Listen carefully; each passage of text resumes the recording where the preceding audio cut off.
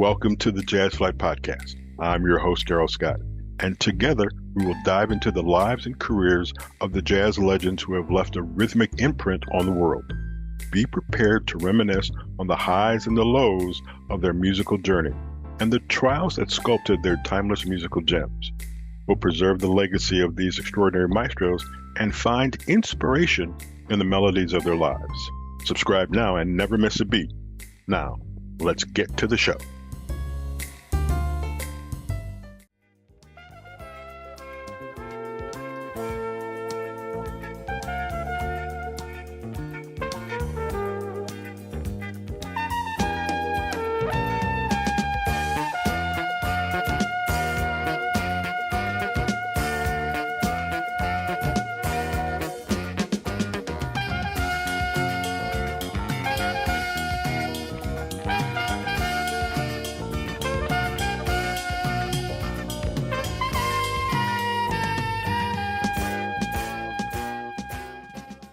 Hi, everybody. Welcome to Jazz Flyte. I am Darrell Scott. Our guest today is a man who has helped contribute music to Two and a Half Men, Mike and Molly, Monk, Mad Men, blah, blah, blah. It goes on and on and on. He's had a wonderful career, a long career. But mostly you might remember, as you heard in the opening, the music we played was Feel So Good. His guitar is the intro to that song. Ladies and gentlemen, Grant Geissman. Grant, welcome to Jazz Flyte. Thank you. Nice to be here. I greatly appreciate this, and you'll know the real reason why in a few minutes. So let's talk about this Feel So Good thing. How did you get, first of all, the relationship with Chuck Mangione and in a position to play the intro of a song that just has tremendous a hook or whatever? It's out there. Everybody knows it. Well, I was recommended to Chuck in November of 1976 by a trombone player buddy of his named Bill Reichenbach, great trombone player. And he was looking to add a guitar player permanently to his band because he had just done an album called Main Squeeze with a bunch of New York session guys, including Steve Gadd and a couple guitar players, John Tropez and Bob Mann. So he needed to add a guitar player to his band if he was going to play that Main Squeeze music. So I did the first gig at Santa Monica Civic in November 76. And one thing led to another, and he asked me to join his band. So that's kind of how the whole association started. If you can, talk about your relationship with Mr. Mangione since he's passed away. What was it that you liked? How did you maintain the relationship and just the music? Well, I knew Chuck's music a bit before I ever got the call. Like, I loved, there was an album called Land of Make Believe with Yes. Esther Satterfield and the big Yes. symphony orchestra. Mhm. And I had that album and I loved it. So I kind of got Chuck's music. You know, I Mhm. already liked it. So when I got the call, sitting in my little apartment in Van Nuys, California, phone rings, it's Chuck Mangione. It's like, can you do this gig? And it's like, yes, I can, Mhm. So he was great. There was kind of a family feel. He was very into his family. His parents were quite supportive. In fact, his father used to take Gap, who's Chuck's older brother, and Chuck to jazz gigs. They met Dizzy Gillespie and Cannonball Adderley as like teenagers, and they'd be on the road. So they would welcome a home-cooked Italian meal. So the Mangione family would invite these guys over, and to have a big Italian dinner. And Chuck and Gap were great beboppers at that time. Mhm. Anyway, so the bottom line is Chuck, it was kind of a family feel, and Chuck always wanted you to bring your own kind of, put your own stamp on his music. He liked people, he encouraged them to play at their best, and it was just a great experience to play with him. How did you get started in playing? What was your plan? What was your journey?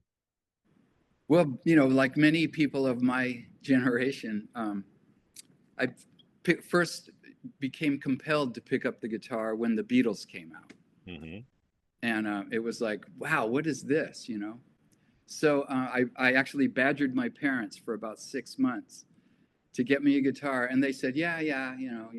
And I'm sure they thought, as 1 month, 2 months, 3 months, he'll get over this. We don't have to Right. get him.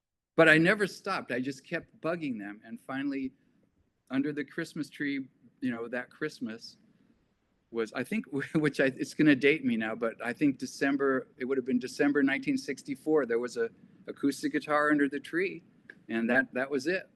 So you started out playing acoustic, or do I you still? did start out playing, yeah, at the beginning, and I had private teachers right away. So they, her name was Mrs. Allen. I'll never forget. And she had this little music book, Alfred's Guitar Method, Volume 1, and it was like Mary Had a Little Lamb, and it'd be the little notes, and you'd play it. And so I studied with her for maybe like, I'm thinking 8 or 9 months. And it was all out of a book. And she showed me chords and stuff, but I really wanted to learn like rock and roll, like Beatles songs and whatever. And I finally found a different teacher who I'm still friends with. His name's Jeff Levin, who moved to LA, and he's scored films, and he had a band back then called People. But he showed me, Beatles songs, and anything I wanted to learn, he would teach me.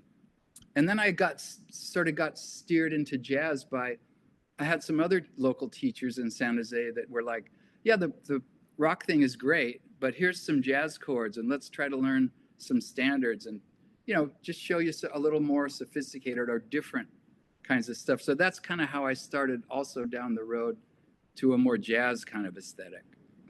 Can you remember the first jazz song you recorded? That I recorded? Yes. Well, the first real album I was ever on was an album called Tony Rizzi and His Five Guitars Played Charlie Christian.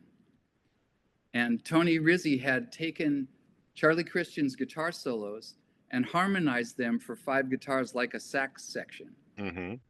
And he would rehearse at the Musicians Union in Hollywood every Friday.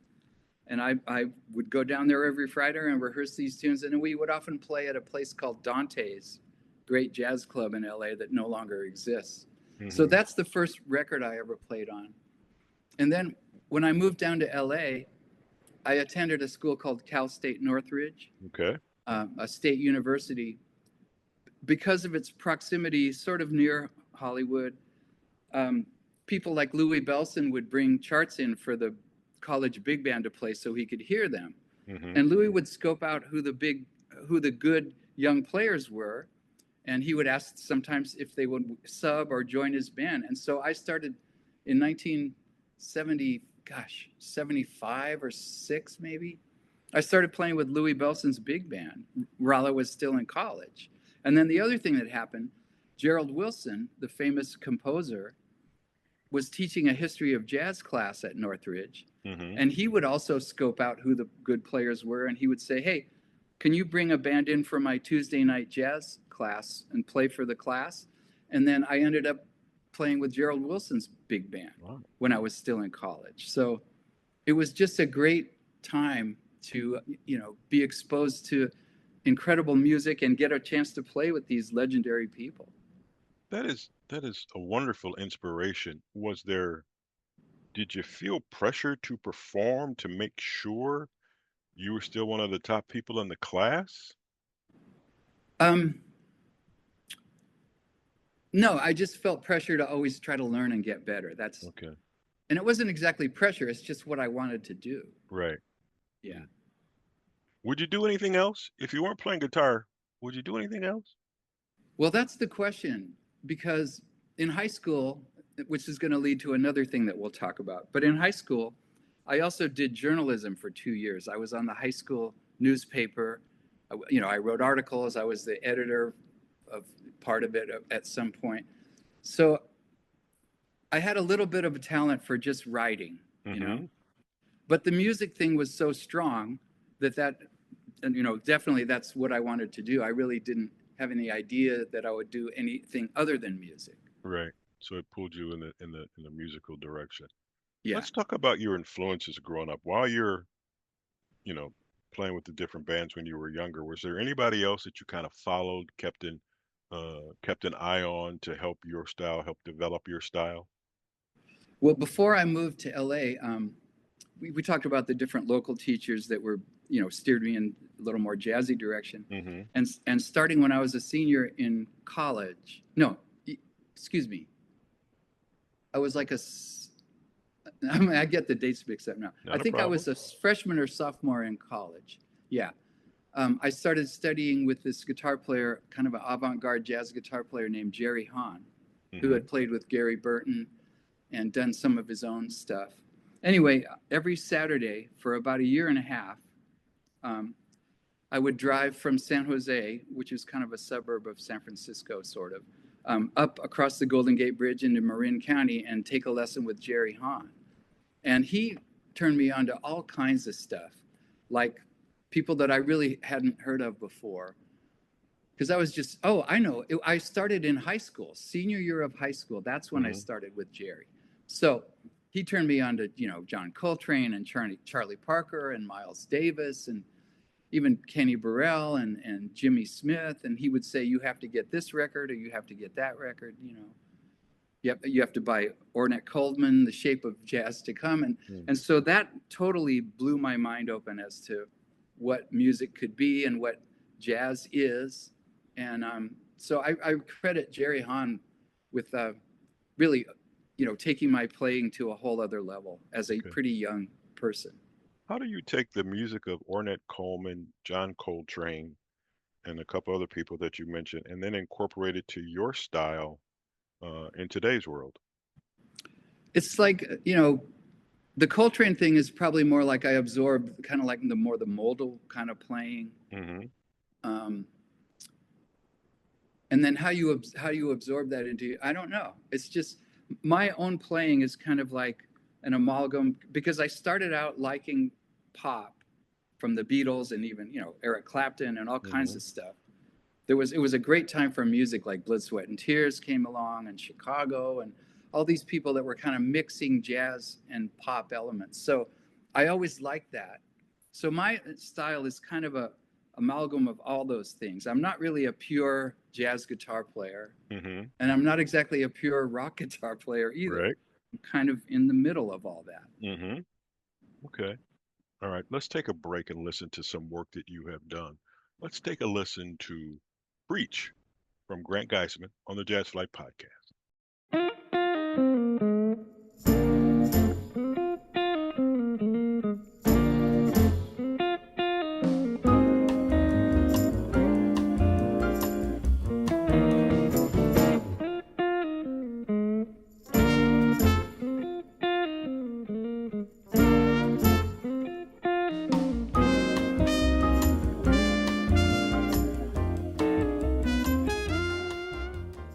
Welcome back to the Jazz Flyte Podcast. You just heard Preach by Grant Geissman on the Jazz Flyte Podcast.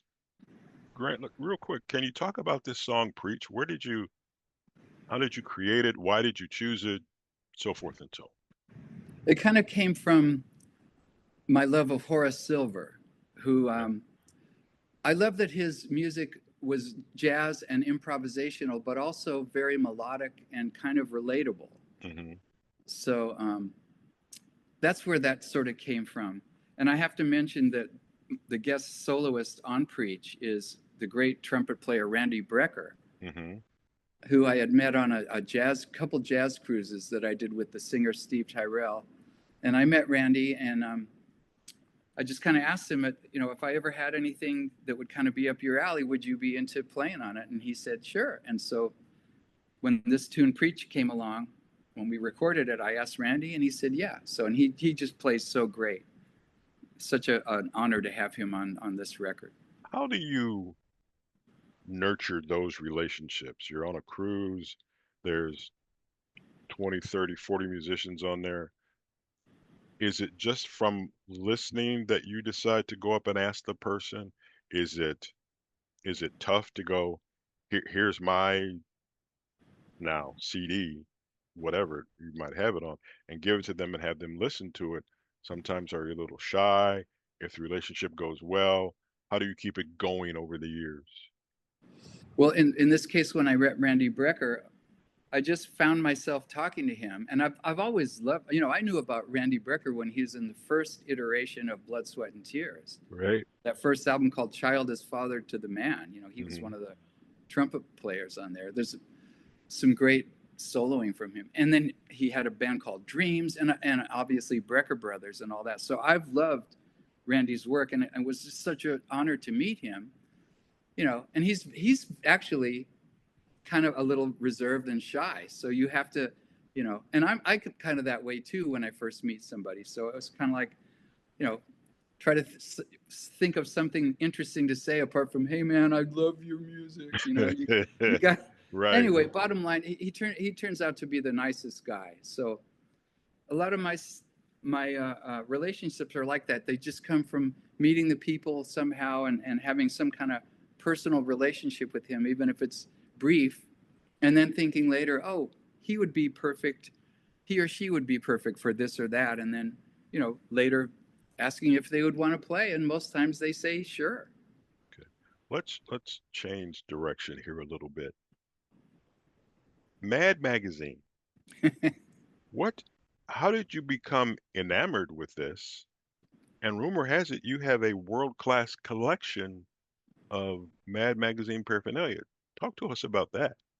I do, and I've also written, I don't know, 6 or 7 books related to Mad Magazine, and then the something published by the publisher of Mad Magazine, who's Bill Gaines. In the 50s, he did a bunch of comic books under the EC Comics umbrella, like the original Tales from the Crypt comic books and Weird Science and all kinds of stuff. Anyway, I was introduced to Mad Magazine when I was 8 years old by some kids that were a little bit older than me, and they showed me this, and I was like, what is this? Like, it immediately felt subversive and kind of forbidden in some way, you know? And I go, man, where did you get this? And they go, well, you know, you just ride your bike down to the drugstore and it's on the newsstand. And I literally remember saying to these kids, they would sell this to me as an 8-year-old, you know, and they're like, yeah, you know. So I rode my bike down there and picked up first issue of Mad Magazine that I ever got, you know, in 1961. And I just loved it. I loved the satire, and I loved the kind of subversive nature of it somehow. I loved the artwork. I loved everything about it. So I just kept kind of buying it. And then I bought it. I actually bought Mad for some years as a kid. And then at some point, I started trying to get the earlier issues that came out before I started buying it. So eventually, I amassed a complete collection of Mad Magazine. And then in later years, you know, I would collect the kind of companion comics of EC Comics, of stuff from the 50s, published way before I was born, but published by the same person, Bill Gaines. So by, you know, the end of the 80s, I had amassed this ginormous collection. And I realized that there was a book sitting there waiting to be written that no one had ever done. And that turned out to be the first book that I ever wrote. Nothing to do with music. It's called Collectively Mad, the Mad and EC Collectibles Guide, which is essentially the history of Mad Magazine and EC Comics shown through their own collectibles. And like I mentioned, this led to many other book projects. And the biggest one came out in 2020, published by Taschen, who's a very high-end sort of coffee table book publisher. And it's called The History of EC Comics. It's this giant coffee table book. I wrote every word of it. And it weighs about 13 pounds. Wow. And it's 15 and a half inches tall. And it's the complete history of EC Comics. So I have 2 separate lives. I have this life as an author. And it's funny because you asked about if I would ever want to do anything else but apart from music. And I kind of mentioned that I had done this journalism thing in high school. And so I did have a little writing ability, but the music thing was so strong. And then I kind of fell into doing this, you know, history of EC and collectibles and stuff like that. So I literally have 2 lives. I have the music life and this kind of collectibles/author life. So where are these magazines, comics? Where's all this stuff do you have it in your house? Do you keep it? Every now and then you go out, do you read one? What do you do? I do. I have this giant collection. You know, I have a complete collection of Mad Magazine, complete collection of EC Comics. I kind of have this museum room in my house. I have original artwork. And in fact, I've loaned some of my own pieces of Mad Magazine and EC Comics artwork to various museums for exhibitions. Most recently, the Norman Rockwell Museum in Stockbridge, Massachusetts. Last year, they mounted a giant exhibit of Mad Magazine artwork. And I loaned quite a few pieces to that, and I went to the opening, and they gave over five of the 8 galleries at Norman Rockwell were devoted to Mad Magazine, this huge exhibit. So the funny thing is, my mom, she hated comic books. She hated Mad Magazine. She thought I should just practice my guitar and be into music. And she kept saying, "This is garbage. This will never amount to anything." So when my first book came out, Collectively Mad, I showed it to her and I said, "You said this would never amount to anything. Ha ha, look at this." Nice. And then she was proud of it because she would go, a couple of my buddies had a comic shop, and she would go buy my books from them to say, "Hey, my son Grant wrote this." So anyway. I just wonder, I mean, now that you said that and we're talking about this, all I can see is the face of Alfred E. Newman. That's all I can see. And he's Yeah, like, Darrell, if you would have listened, we'd have that's this. right. Okay, let's take a break and listen to a song which I think has a great title, which I think is about me. Okay, maybe it's not about me, but it sounds good when I say that. Let's listen to Cool Man Cool on the Jazz Flyte Podcast with our guest, Grant Geissman.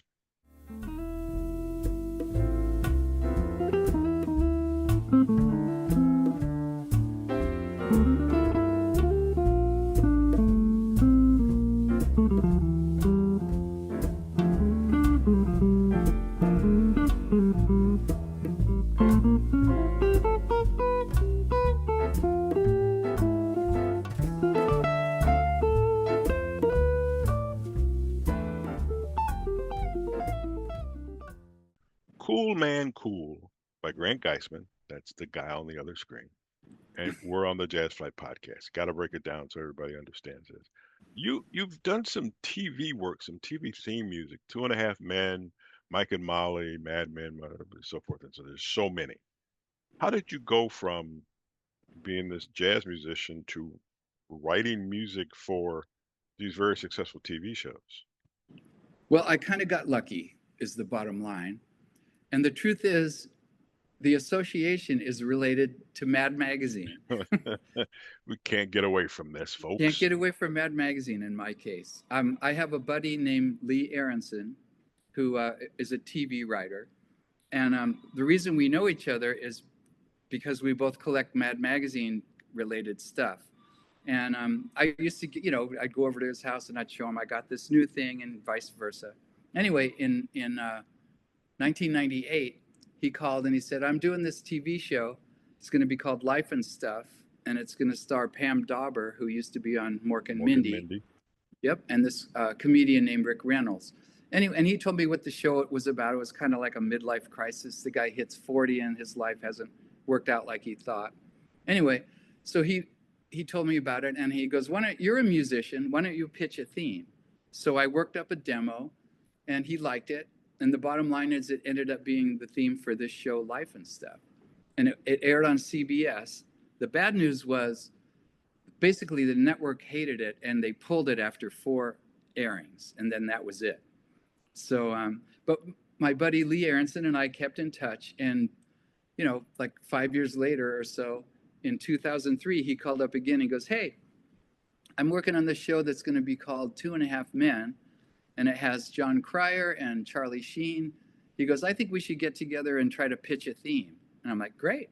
So he said, "I don't know exactly what it should be, but it has to have the word men in it, and some kind of Monty Python-y sort of vocal kind of thing." So I jotted some ideas down, some, chords and melody thing. And he liked it, and we made a little demo. And long story short, it became the theme for Two and a Half Men. And I ended up co-writing all the music, not just the theme, but all the music for Two and a Half Men for all 12 seasons, working with my writing partner on the show, whose name is Dennis C. Brown, who's also a guitar player, and he'd done a bunch of TV stuff before that. And then that also led to us doing the music, the incidental music for Mike and Molly as well. So I got lucky in that. But like I say, the reason I got in there at all was a total fluke, and it has to do with Mad Magazine. So how does one those songs are 2.5 minutes, maybe. You How mean long the does the TV TV stuff? themes? Yes. No, they're How 22 seconds. Like they're 22 22 seconds. seconds? Yeah, Oh my yeah, God. So how do yeah. you and how many songs, snippets, whatever you want to call them, how many of those do you think happen in the half hour, in the 28 minutes that show is on the air? Oh, well, the theme is 22 seconds. In Okay. the old days, a TV theme would be like a minute or sometimes 2 minutes. We're talking Right. like the 60s. Right. But then in more recent years, a lot of times there really isn't a theme. There's like a little sound design thing for maybe 4 or 5 seconds. Right. It's not Right. even really music. But in our case, Chuck Lorre, the show creator, along with Lee Aronson, he wanted a music thing. But by then the network only wanted like 22 seconds. That's all you got. Right. So, but the little underscore, like the bumpers, those would be like 3-4 seconds long. But there might be, 10 or 12 of them in each show. Wow. And then Two and a Half Men. So you'd have to make all these different iterations of stuff. And Two and a Half Men was fun because Charlie Sheen's character was a jingle writer, like Yes. musician, piano player. So often he'd be trying to write some jingle, or he'd be singing something with one of the other co-stars or a guest star. So there was actually quite a bit of music on that show, but it's more like, he would be sitting trying to write a jingle or singing, and we did all that stuff. So it was super fun. And because of that, we were on the set quite a lot. So we knew all the actors, and it was a great experience. And like I say, we were there 12 years, all 12 seasons, which actually is the longest job I've ever held consecutively. Nice. Nice. It's another thing. One of the things we try to do on this show is find things. We'll call them side hustles. And this one's very very interesting because I'm sitting here thinking if there's 12 songs or 12 snippets in the show, are you doing it on the fly? Do you sit down and have a rehearsal and then just do the music? I can't imagine, number one, being that creative for that long a period of time. But that's just me because I have the manual dexterity of no one. Um, I know. I think that is amazing that you all, and especially in your case, you got 10 fingers and the 10 fingers can do 10 different things.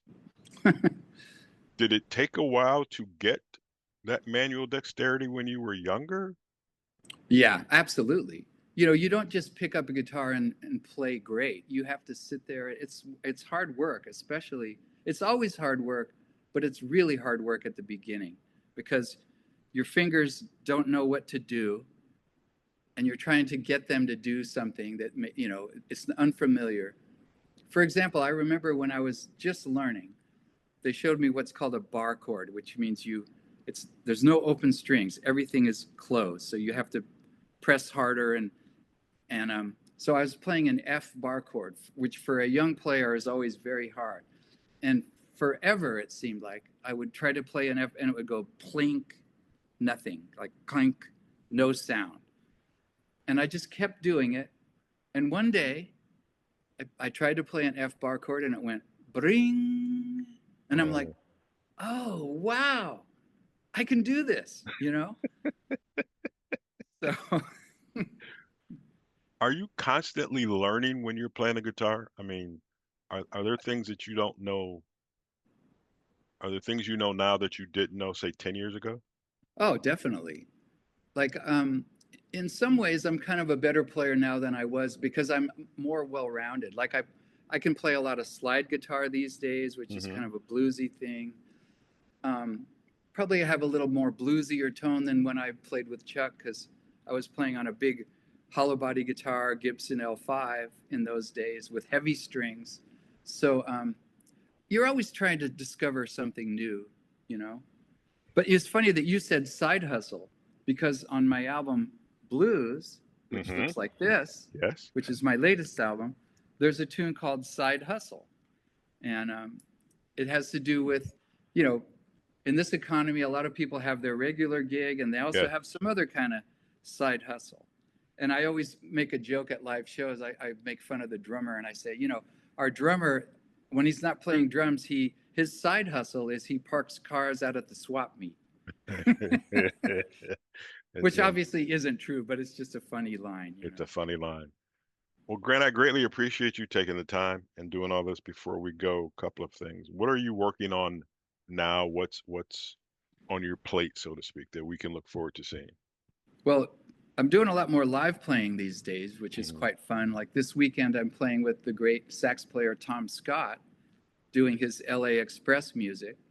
And I still go out with my more like local area gigs, but we recently did it's called LACMA, the LA County Art Museum. They have a free Friday night jazz series, and my band just played there, which was great.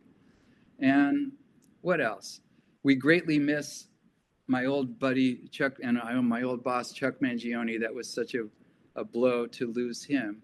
But before we go, I actually want to mention on my Cool Man Cool album, I actually flew Chuck out and he played live in the studio on this tune called Chuck and Chick, which I specifically wrote to sound like the first part might sound like something Chuck might write, and the second part might sound like something Chick Corea might write. So we had Chuck live in the studio for that.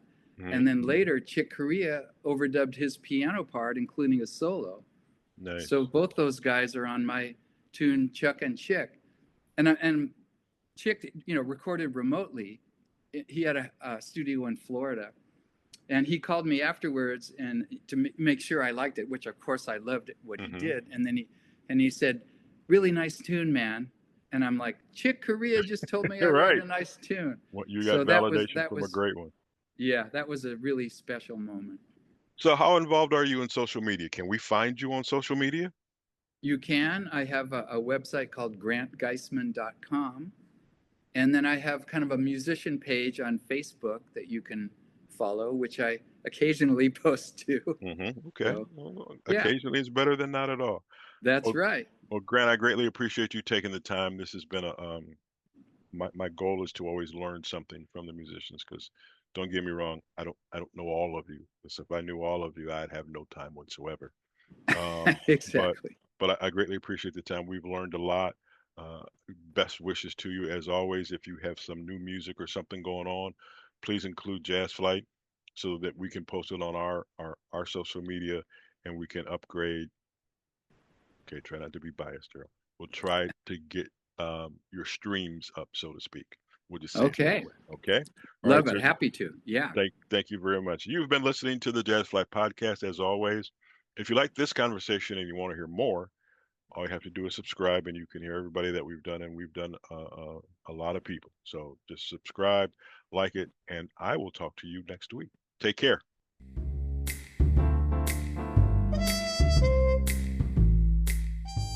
Thank you for tuning in to the Jazz Flyte Podcast.